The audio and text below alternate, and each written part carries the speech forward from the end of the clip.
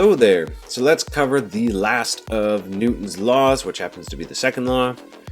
So our purposes for this video, we want to learn what's Newton's second law. That's kind of important.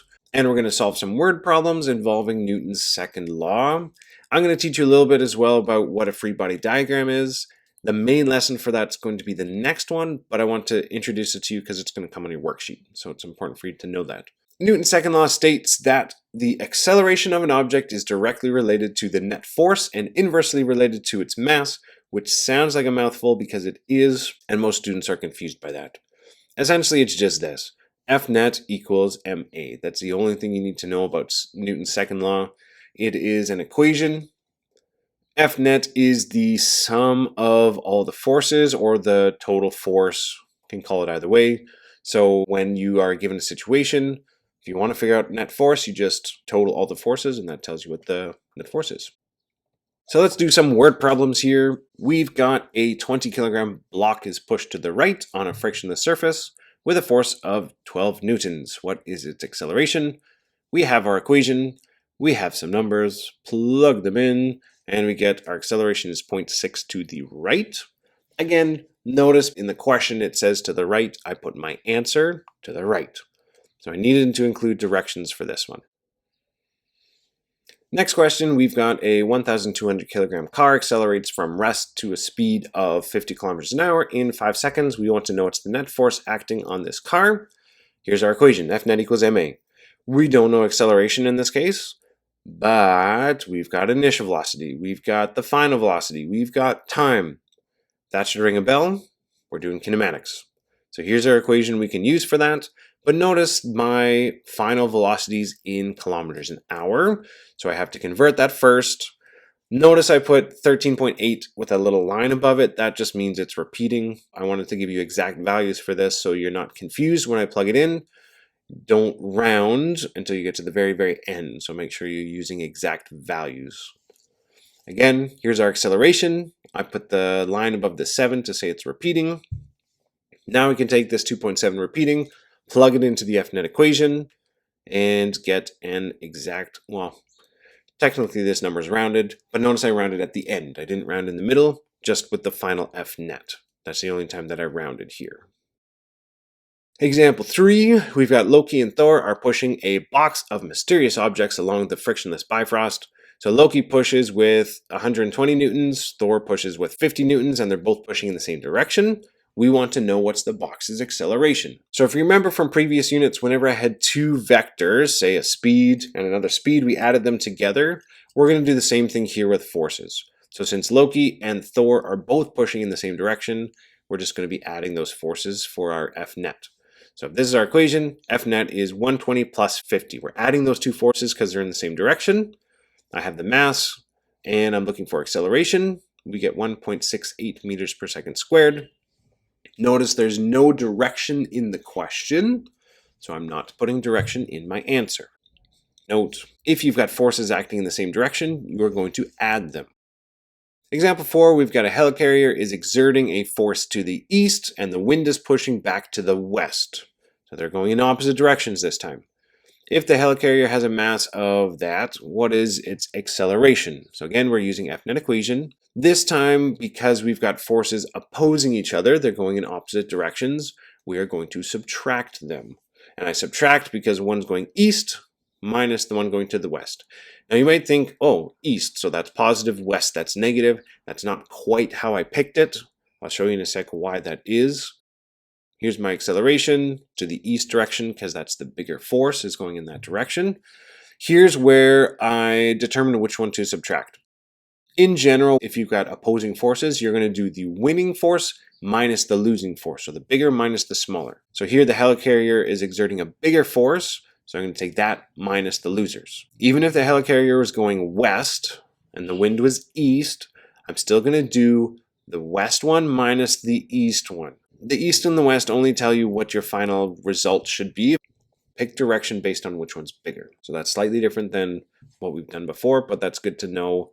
With forces, we're dealing with something different. So I want to show you some free body diagrams. Again, this is going to show up in your worksheet for this lesson. You need to know what a free body diagram. Essentially what that is, is a way we can draw an object and show all the different forces acting upon that object. So we're going to represent any type of object, no matter what it is, as a square, whether it's a ball, a person, a ship, whatever, plane. Always represent it as a box. We're going to draw some forces from this box going out. So for an example, let's say there's a force of gravity acting on a box. You would draw an arrow down because force of gravity is down. Let's say it's on a surface. So we're going to have an upwards force as well. It's called a normal force. I'll explain that more next lesson. But there's an upwards force opposing, or that's causing our object not to fall through a surface. We could have a force to the right. We could have a force to the left. Force applied, force of friction. Again, I'm going to teach you forces next lesson, more specifics, what the notations are. What I wanted to specifically show you is this is a free body diagram. We've got a box. We've got a bunch of forces acting on it. The forces are pointing in the direction that they're being applied. So force applied is to the right, force of gravity down, normal force up, force of friction left.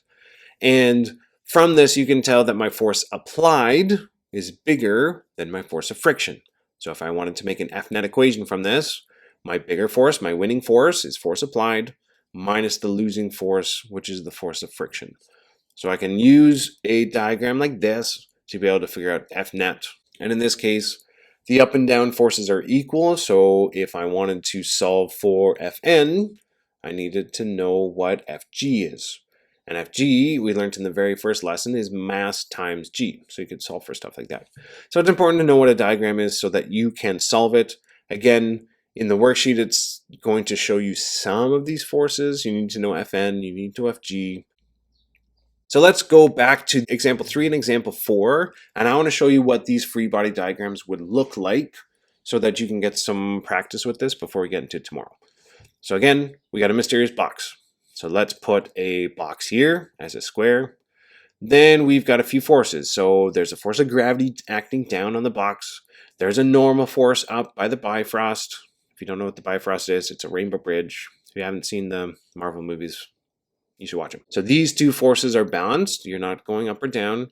We've got two force applied. So we've got a force due to Loki, and we've got a force due to Thor. And notice the force that Thor is pushing is going to be a larger arrow than Loki's, since Thor is pushing with the bigger force. Let's do the same for the helicarrier. So we got a box for the helicarrier. We've got force of gravity is acting down on the helicarrier. Now the upwards force is not normal. Normal force is only if you're on a surface. So in this one, I'm just going to call it force lift, some upwards force that's holding it up. You can think about the giant propellers that are causing it to stay up. Then it's applying some force east. I just called it force heli. I'm just labeling it what it is. It could be a force applied, something like that. And then we have a resistance force, probably the force of the wind is just how I wrote the subscript since it says wind in the question. So how you label it can be a little bit different. Like I said, next class, I will show you the specific forces that I want you to use for this. So that's just a teaser for free body diagrams. If that doesn't fully make sense, that's okay. If you want, you can skip ahead to the next video and watch that if this doesn't make sense, or you can just try stuff without that yet. So there you go, that is the last of Newton's laws. We've covered all three of them. The first law and the third law, those ones are more concept-based. The second one, that's your math one. So there's going to be a lot more equations to solve for with the second law. So our next video here comes from The Hobbit. I think it's the last one, Battle of the Five Armies. I forget exactly which one it is. Anyways, this one is a fight between Legolas and one of the orcs, or Uruk-hai. I can't remember which one they are. I think it's orcs, because it's previous. Saruman hasn't made the Uruk-hai. Anyways, just nerding out a little bit there. So take a look at this. It's a very short clip, only 16 seconds long, and see if you can tell what's wrong with this one.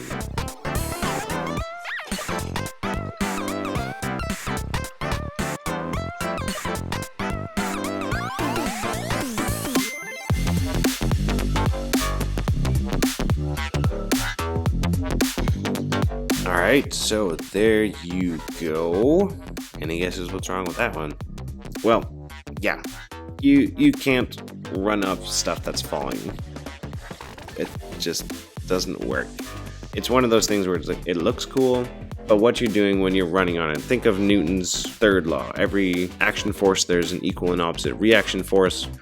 So as you've got Legolas trying to run up here, as he is going step by step, what he's doing is he has to push down and backwards on each of these bricks in order for him to go forwards. And as you watch the bricks going, they just start continuing to fall at the same rate. What would happen is as soon as he steps on it and pushes down so that he could go up, it would give it a little bit of extra acceleration. So I know, well, I was about to go nerd mode and just say I know that elves are light of foot and there's specific stuff with that. Okay, we're not talking about specific lore stuff, we're saying in real life this one would not work.